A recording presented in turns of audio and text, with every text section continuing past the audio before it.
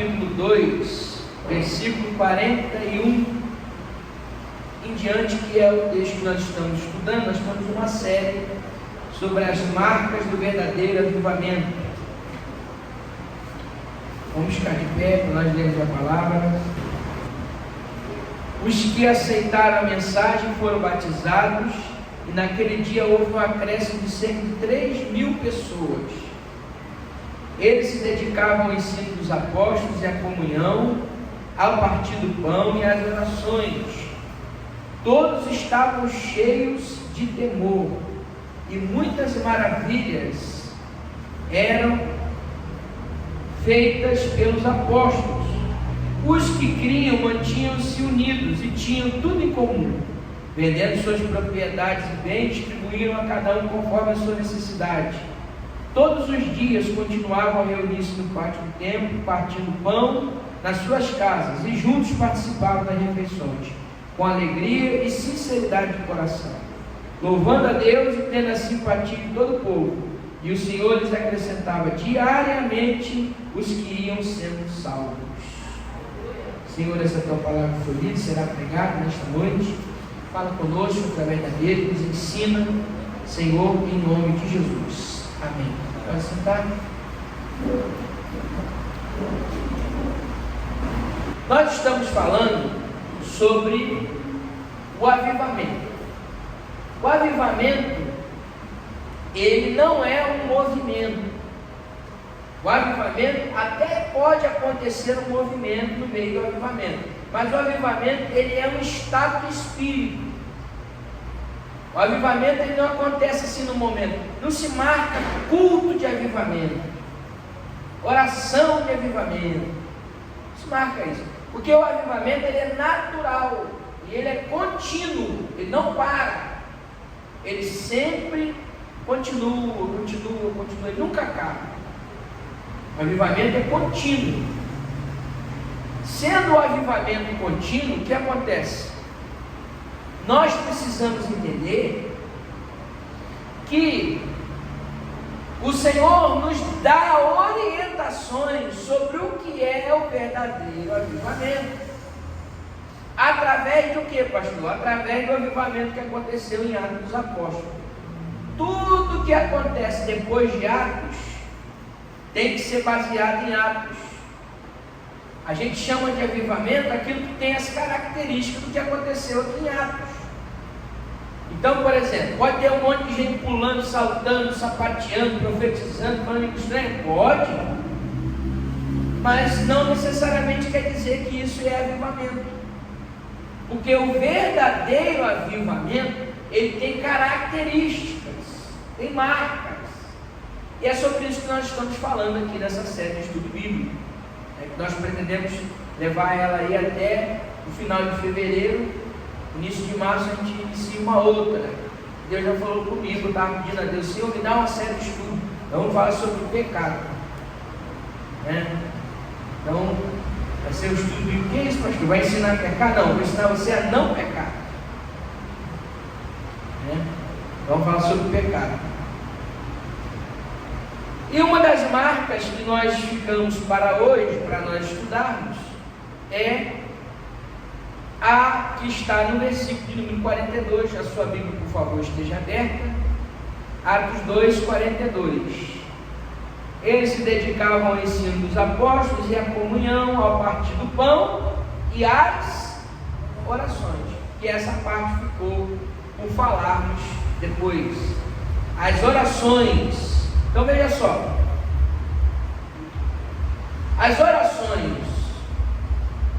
a igreja cheia do Espírito Santo, o crente avivado, ele gosta de orar.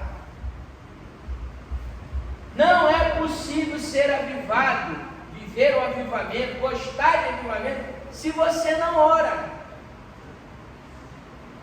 O apóstolo Paulo dá uma recomendação lá em 1 Tessalonicenses capítulo 5, versículo 22. Alguém leia para mim, por favor. 1 Tessalonicenses capítulo 5, versículo 22. Não me falha a memória, é lá que está escrito. Se não é o 22, é o 20, mas eu acho que é o 22.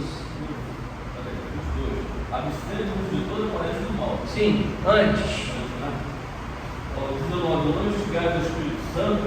20, não desprezeis as profecias. 21, examinai tudo, entendendo o bem.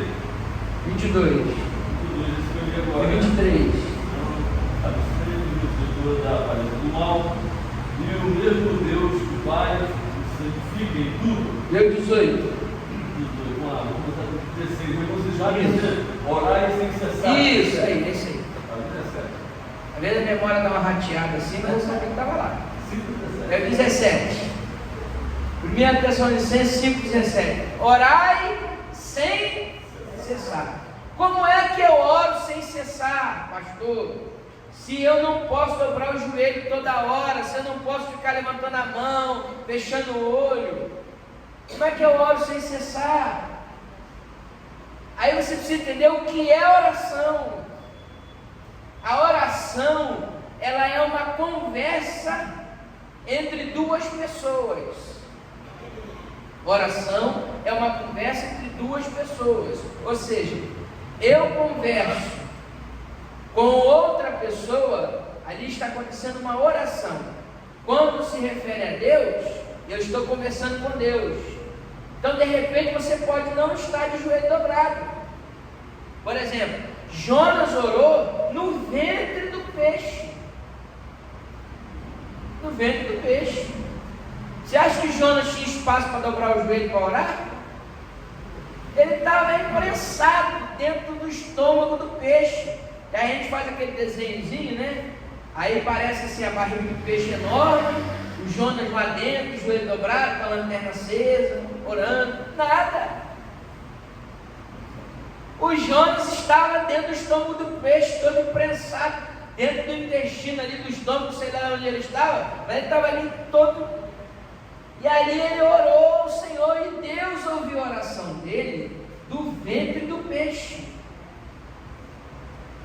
Isso significa que não importa onde você esteja, o que importa é você não perder a ligação com o Pai Celestial em oração. Então você está lavando a sua louça, está arrumando a sua casa, minha irmã, fica ali ligada com o Senhor, vai orando ali, fica ali no seu espírito. Às vezes você está de boca fechada, mas no seu pensamento você está ali: Senhor, abençoa minha família, abençoa, prospera a minha casa, repreende de demônio, mal, não deixe chegar na minha casa. Vai orando, vai falando com Deus. Aí você está fazendo sua tarefa ali de casa, daqui a pouco o Espírito Santo te alegra o teu coração, você começa a chorar e de repente você está falando línguas estranhas. Aleluia. Eu tenho um corinho que fala sobre isso, né? De repente começo a chorar, línguas estranhas a falar, sinto a presença de Deus. Como é que é esse hino? De madrugada. É da Chico Cavalhar, não é? Esse hino? É.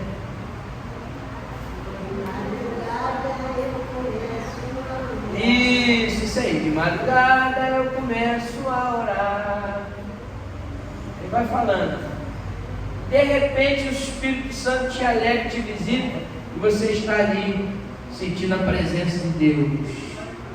Esse dia passado eu acordei pela manhã, aí acordei assim cedo, acordei mais cedo, aí eu falei assim: bom, eu estou com um desejo de falar com Deus, mas eu estava ali me preparando para ir trabalhar. Aí tomei meu banho, saí e tal, botei o fone de ouvido, botei um louvor bem alto, no fone de ouvido, ninguém estava ouvindo, Isabel não estava ouvindo. Botei ali, comecei a me arrumar, e aquele louvor foi falando, e eu fui ali orando. Quando eu vi, eu estava em lágrimas, sentindo a presença do Espírito de Deus. Você não precisa ter ocasião para orar, você não pode deixar de orar. Irmãos, eu estou sentindo a graça de Deus aqui esta noite. Tem algo diferente da parte de Deus aqui hoje. Aleluia. Porque falar de oração, você tem que orar. Porque quando a gente fala de oração, não adianta eu chegar aqui e falar: tem que orar, e eu não ser uma pessoa de oração. Eu oro. E a prova de que eu sou uma pessoa de oração é que quando eu falo de oração, a igreja sente a presença de Deus. Porque eu não estou mentindo, eu estou falando que eu vivo. A oração é a única forma de você falar com Deus. Deus fala com você através de profecia. Deus fala com você através de hino. Deus fala com você através de um salmo. Alguém te para na rua e te dá um recado de Deus. Você lê a Bíblia. Quando você lê a Bíblia, mais ainda Deus fala com você. Deus fala conosco também de várias formas. Mas só tem um jeito de você falar com Deus. É através da oração. E a Bíblia diz que os crentes que se convertiam estavam reunidos, se dedicando à oração, porque eles entendiam que a oração é o combustível do crente. Olha o que acontece em Atos capítulo 1, versículo 14, olha aí. Leia aí, por favor. Depois leia Atos 3, versículo 1. Todos estes perseveravam unanimemente em oração e súplica, com as mulheres e Maria, a oração. Jesus e com seus irmãos. A oração aí, ó. Atos 3:1. Esse texto que ele diz que todos perseveraram unânime em oração. Atos 3:1. Os líderes da igreja, eles não só falavam assim, ora, ora, não, eles iam orar também. Olha o que está aí. Lê aí, 3:1. A hora da oração, a nona. 3 horas da tarde, os líderes da igreja estavam fazendo o quê? Dormindo, cochilando, babando, jogando com essa fiada. Não, foram dobrar os joelhos para orar. O obreiro precisa ter o temor de Deus na sua vida e ter uma vida de oração.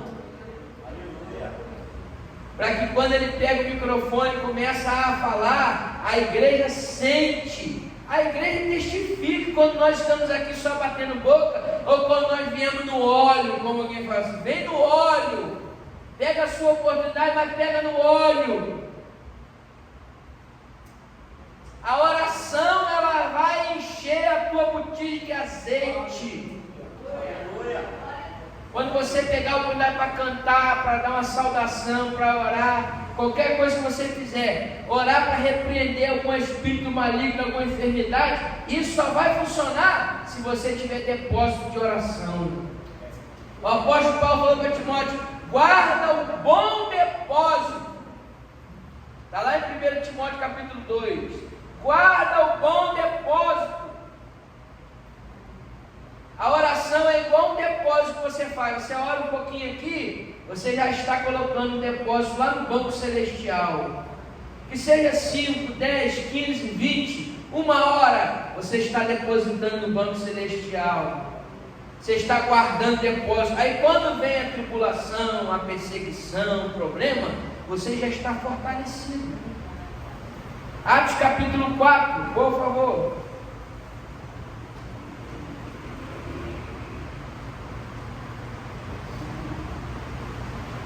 Atos 4:31. A igreja é perseguida, mas estava em oração. Tendo eles orado, moveu-se o lugar em que estavam reunidos, e todos foram cheios do Espírito Santo e anunciavam com ousadia a palavra de Deus. Veja bem, quando a perseguição veio, a igreja estava orando, e a Bíblia diz que o lugar tremeu. Imagina só, irmão, nós orando aqui nessa oração que nós vamos ter aqui na igreja, de repente a gente começa a sentir o chão tremer e a presença de Deus invadir a nossa alma. Se você está orando na sua casa, fazendo um clamor, uma súplica, daqui a pouco você sente que está movendo alguma coisa. Tremer aqui não é no sentido literal, não, aqui tremer é no sentido espiritual. Tremeu, moveu o lugar. A oração, ela move o mundo espiritual. Às vezes você está com a desavença com alguém, com problema com alguém, dobra o joelho, ora. Deus vai fazer tudo voltar no lugar, porque a oração resolve essas causas. Às vezes você está com com a enfermidade ali, bota a sua fé em ação e ora. Não basta você orar da boca para fora, você tem que orar e entregar na mão de Deus. Quinta-feira, ontem estava falando sobre isso aqui na consagração, né? Eu vim aqui de manhã na consagração e estava falando sobre isso. Que confiar no Senhor não é apenas você falar com Deus em oração e daqui a pouco você ficar na sua quietinho. Não, você tem que entregar para Deus, esquecer. Você já colocou na mão de Deus? Esquece, parte para outra. Porque aquilo que você já colocou diante de Deus, Deus já está entrando com providência. Aí você fala assim, pastor, mas Mateus 7,7 diz: pedir, dá-se usar. Buscai e acharei. Batei e abri-se-vos. Mas João capítulo 15 também diz, Jesus disse assim, se pedires alguma coisa ao Pai em meu nome, crendo, recebereis. Só que tem um porém. A oração, ela não vai mudar a vontade de Deus. Não vai mudar a vontade de Deus. A oração vai mudar você. E quanto mais você fala com Deus, mais parecido com Deus você fica. Aí você anda na rua, alguém olha e fala assim, tem alguma coisa diferente naquela pessoa, ele sabe por quê? É um crente de oração. Você fica mais parecido com Jesus. Que isso, pastor? Sim. Porque a oração não muda a vontade de Deus, ela traz você para perto da vontade de Deus. Aí quando você vê, você está orando e a vontade de Deus está aqui, a oração vai trazendo você para pertinho. Aí quando você chega na vontade de Deus, aí Deus cumpre aquilo que Ele quer fazer na tua vida, na minha vida. A oração, ela muda. Não existe, não, você tem que provocar milagres. Isso não existe. Ninguém provoca milagres. Milagres é o Senhor que faz. Ele faz se Ele quiser fazer. Se Ele não quiser fazer, Ele não faz. Então a oração, ela não vai mudar a vontade de Deus, ela vai me mudar. E eu vou entrar, vou me adequar à vontade de Deus através da oração. É isso que vai acontecer. Atos capítulo 6, versículo 4.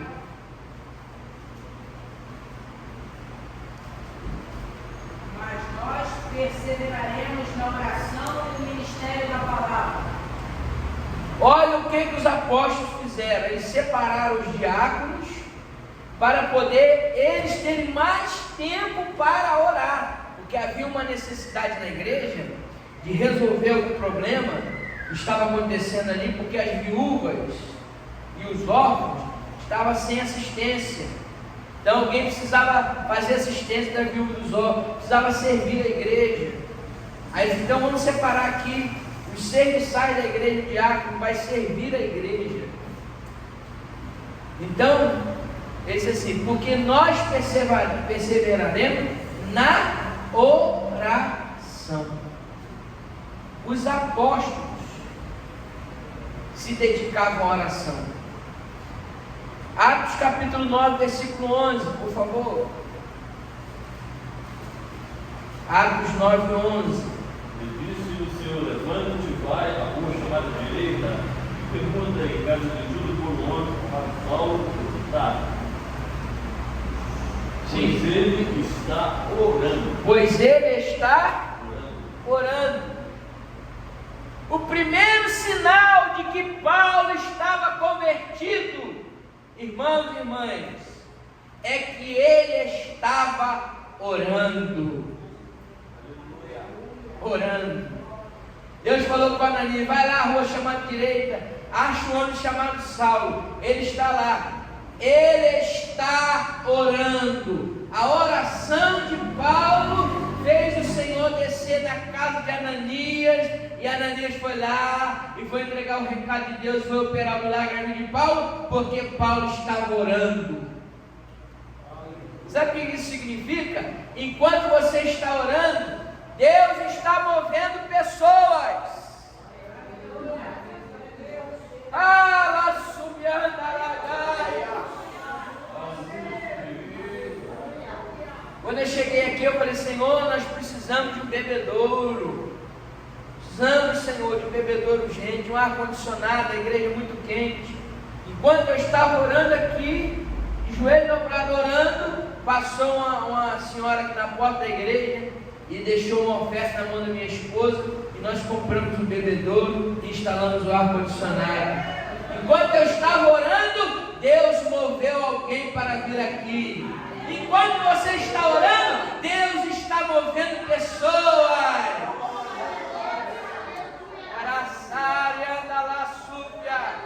Quando você está orando, às vezes você nem percebe, porque você não sabe o que está acontecendo.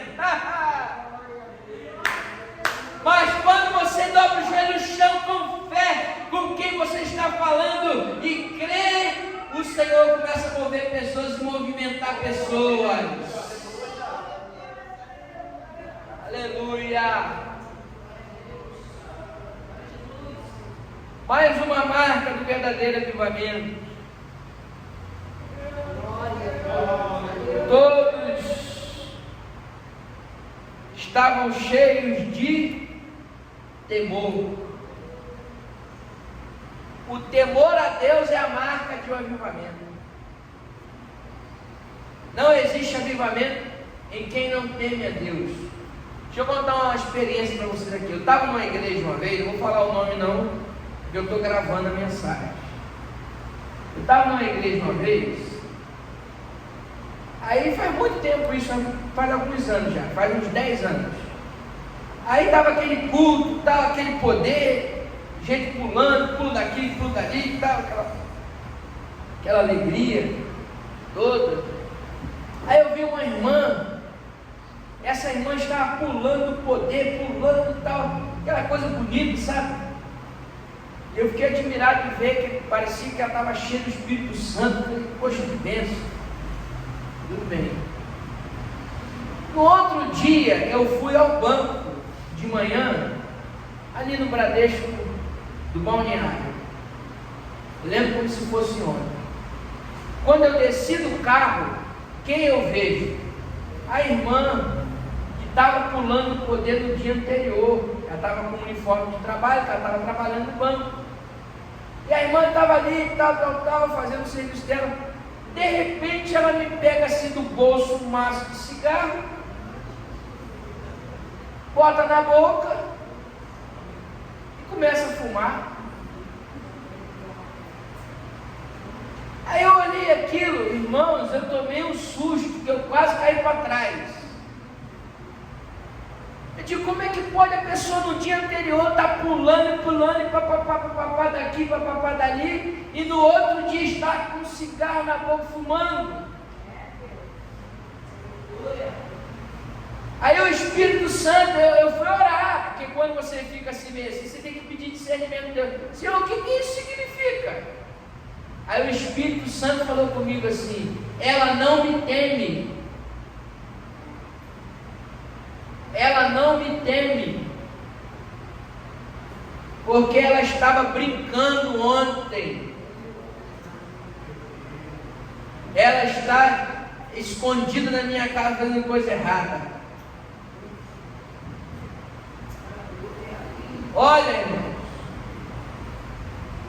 o temor é uma coisa muito séria. Olha o que diz a Bíblia Sagrada.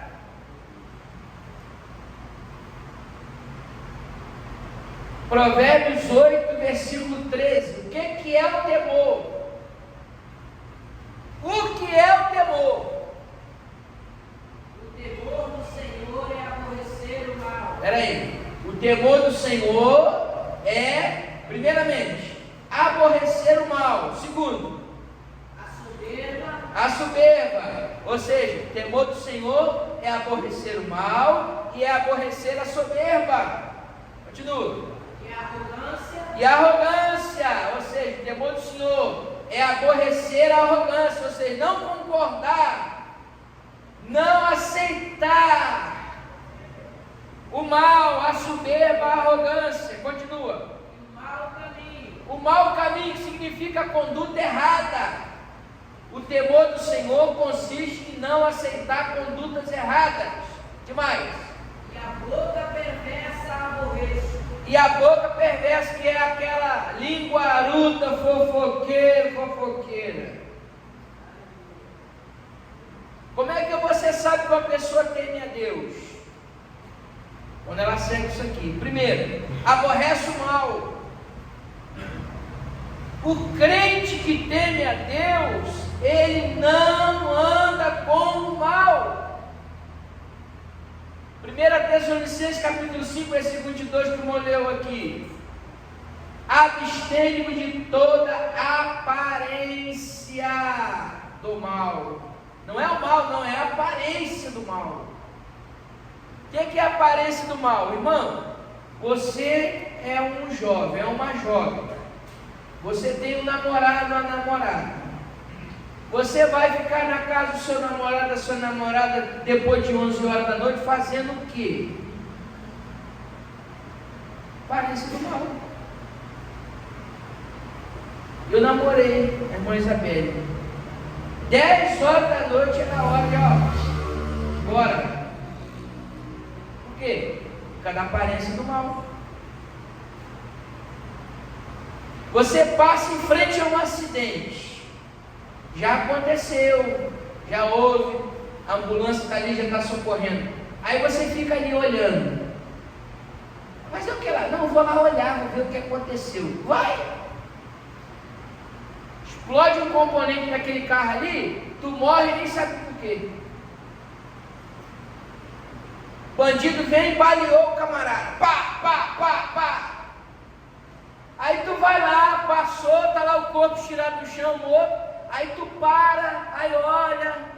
1, 2, 3, 4 tiros. Fica ali.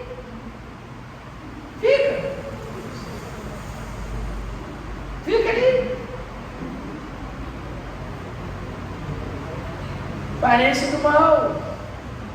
Quantas propostas erradas aparecem para nós durante o dia a dia, nosso trabalho, né?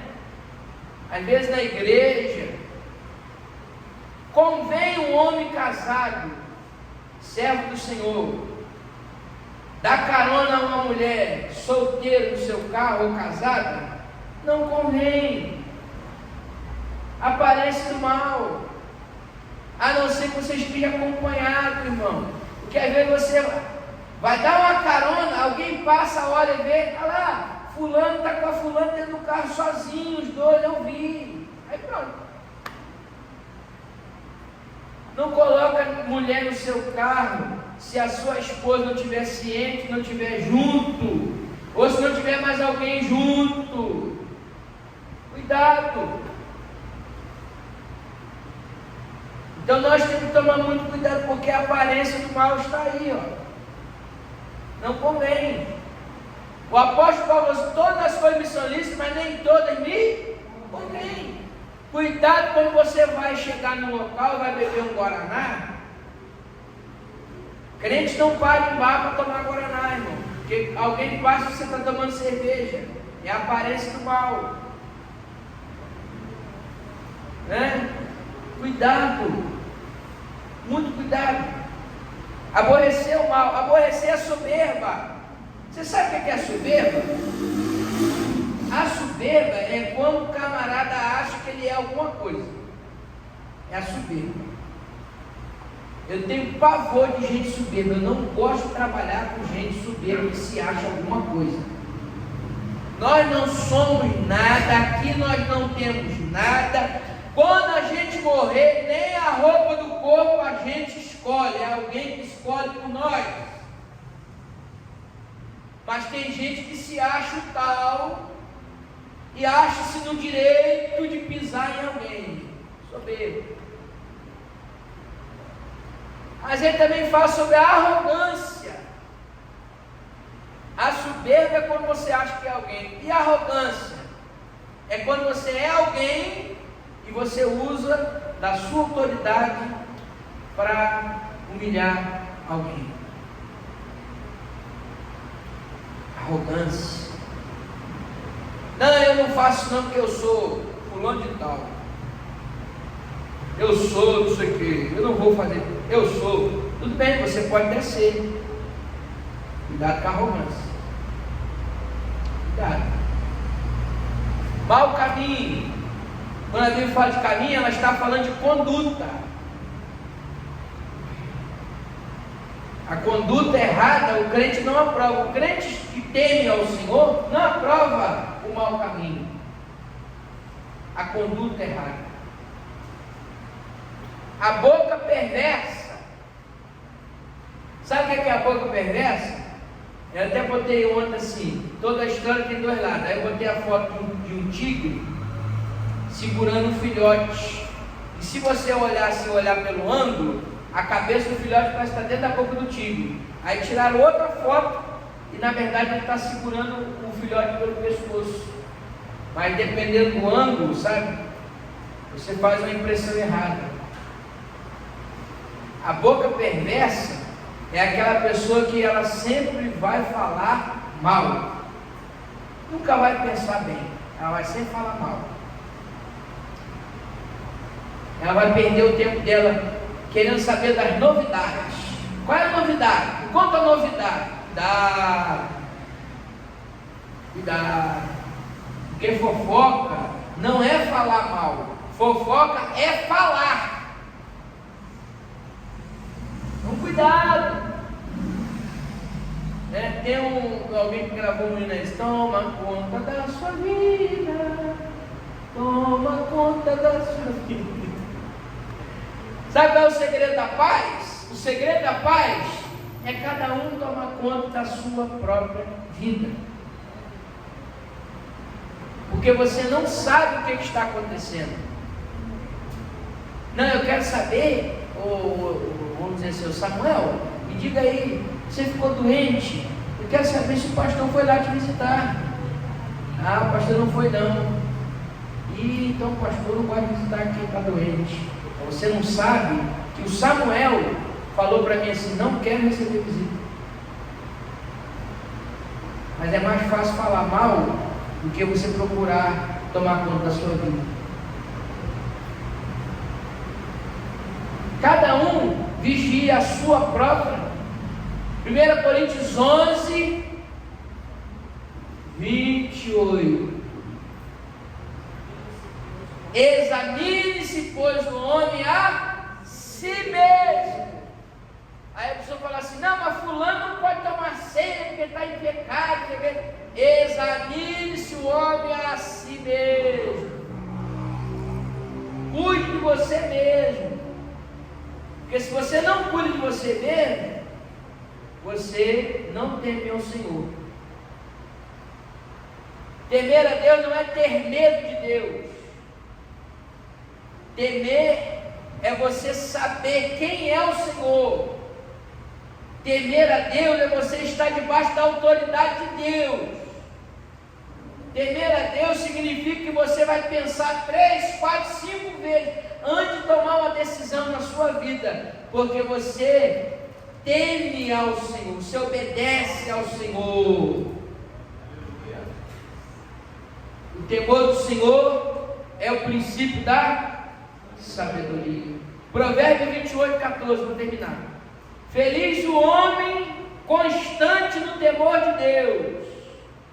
Feliz o homem constante no temor de Deus.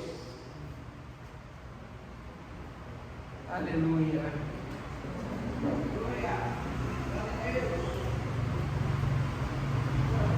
Provérbios 16, 6. Provérbios é um livro muito bom, que ele dá uns tapas assim na nossa cara de vez em quando, né? Porque o Provérbios ele vem para nos ensinar a viver bem. Olha o que está escrito aqui. Pela misericórdia e pela verdade se expia a culpa. Pelo temor do Senhor, os homens evitam o mal. Provérbios 1,7 diz que o temor do Senhor é o princípio da sabedoria. Provérbios 2,5 diz que então entenderás o temor do Senhor e acharás o conhecimento de Deus. Quem teme a Deus conhece o Senhor. para fechar, Provérbios 10, 27. O temor do Senhor prolonga os dias da vida. Quer viver bem, irmão? Tema a Deus. Só isso. Que Deus nos abençoe. Que o Espírito Santo aplique esta palavra aos vossos corações.